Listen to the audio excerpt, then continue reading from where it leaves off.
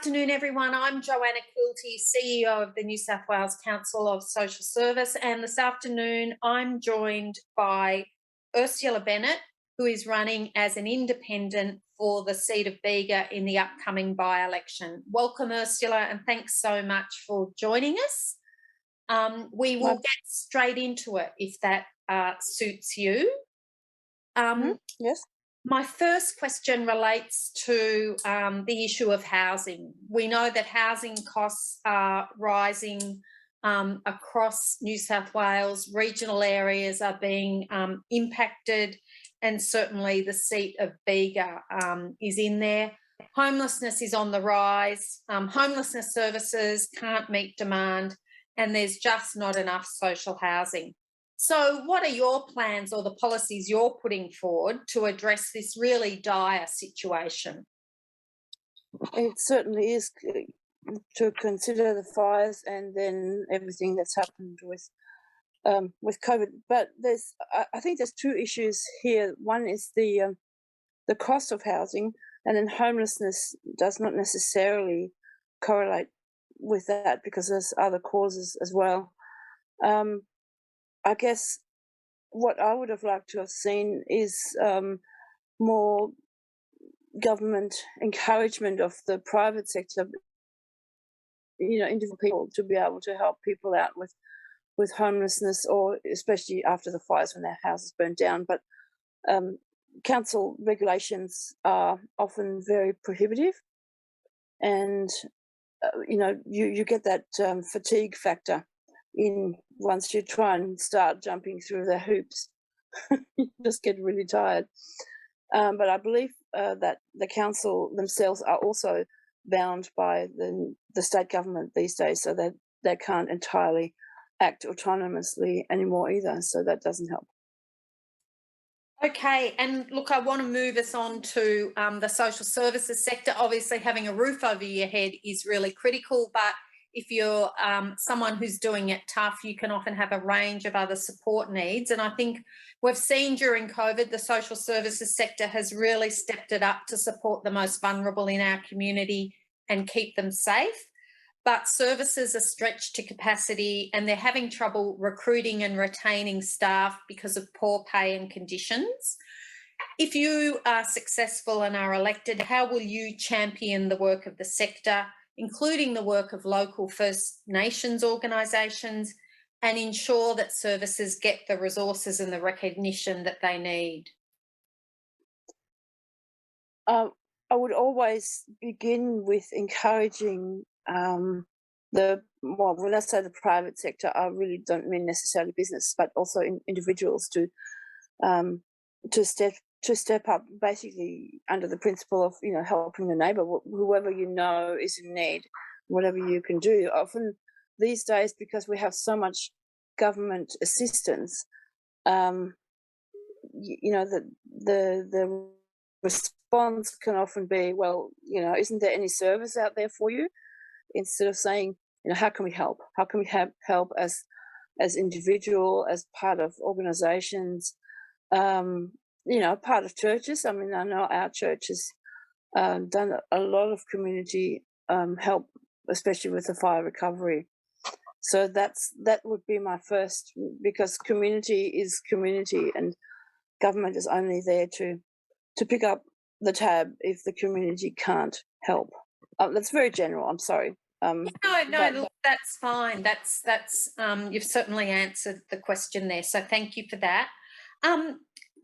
What we're seeing is that women continue to be more affected by COVID, to suffer greater impacts, to do with increased caring responsibilities, greater job losses, and then also the impacts of rising domestic violence. What would you do to advocate for better support for women and children in the electorate and to address the issue of domestic violence? That's a very integrated question. You can't really sort of segment that into just women, because we're all part of relationships together. I also would like to look at domestic violence against men. I know that's something that's quite often overlooked. I know that's not exactly answering the question, but in general, to encourage longevity of relationships, commitment in relationships, and I'm a great believer in the traditional families and binary relationships, because I believe that they provide the most stability. I mean, it's, we've had 50 years of the social experiment now, and we can see that things have not become better.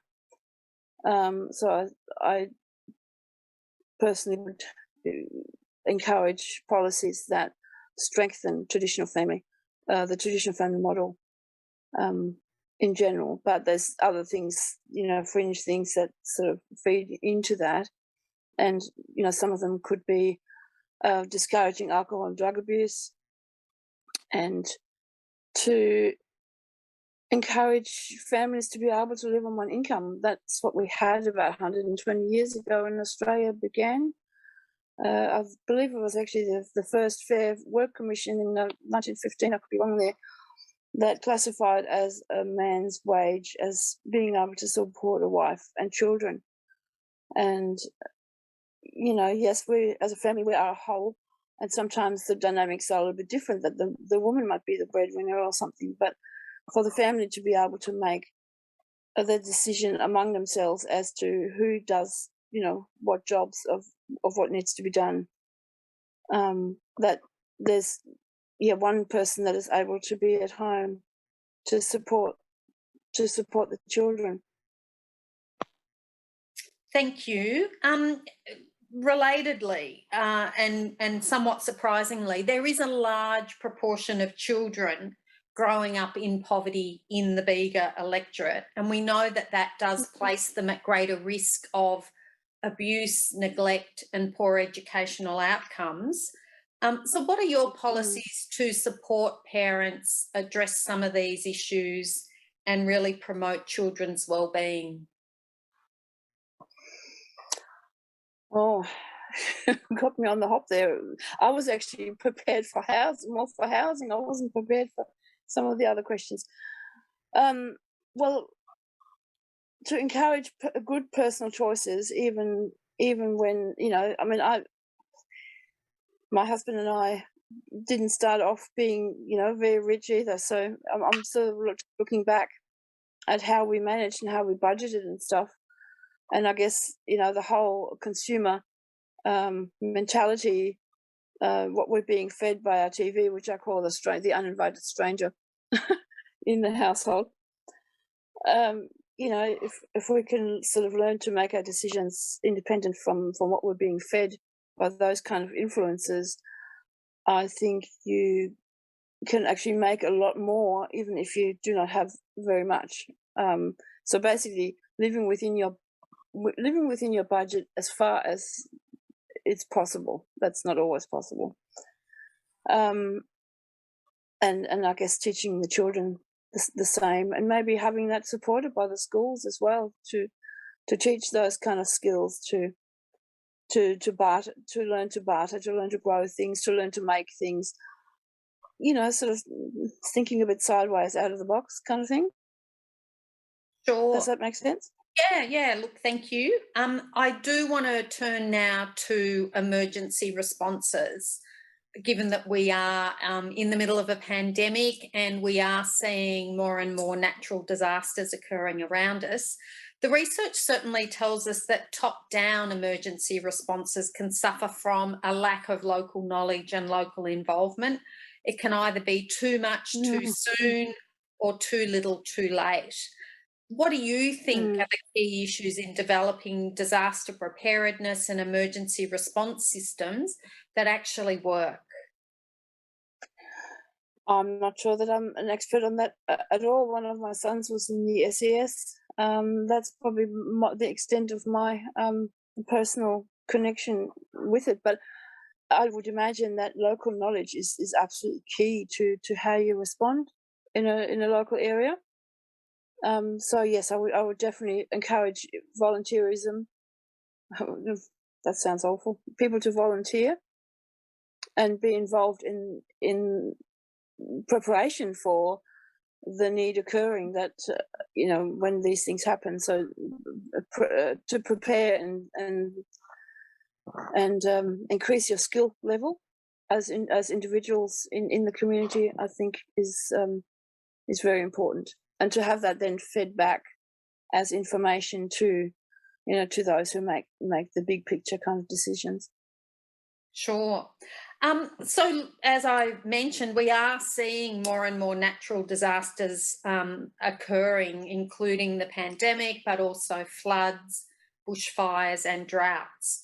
And all of these do have big impacts for regional areas, for disadvantaged groups, and on the health of our communities.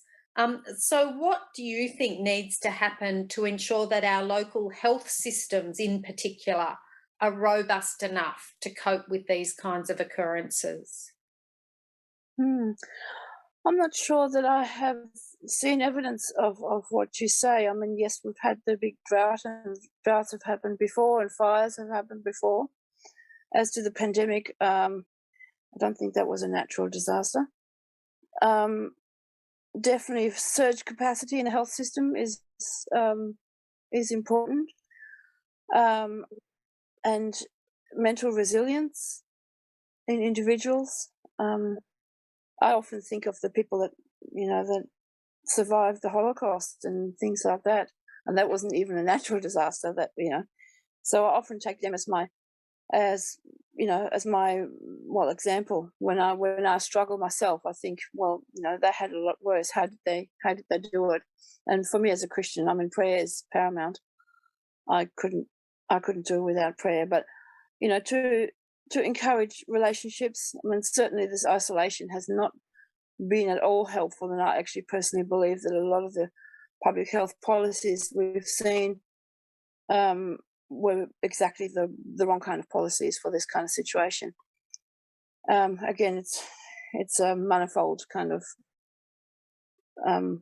situation, but individual resilience, I believe, is one of the greatest keys, because if we have a community of healthy and resilient individuals, then the community can cope a lot better and is better connected. Look, that does bring us to the end of the questions. So I think you've raised some really important issues, and we've really appreciated getting your perspective on those. I just want to say thank you for your time, and we wish you all the best in the Thank you. upcoming by-election.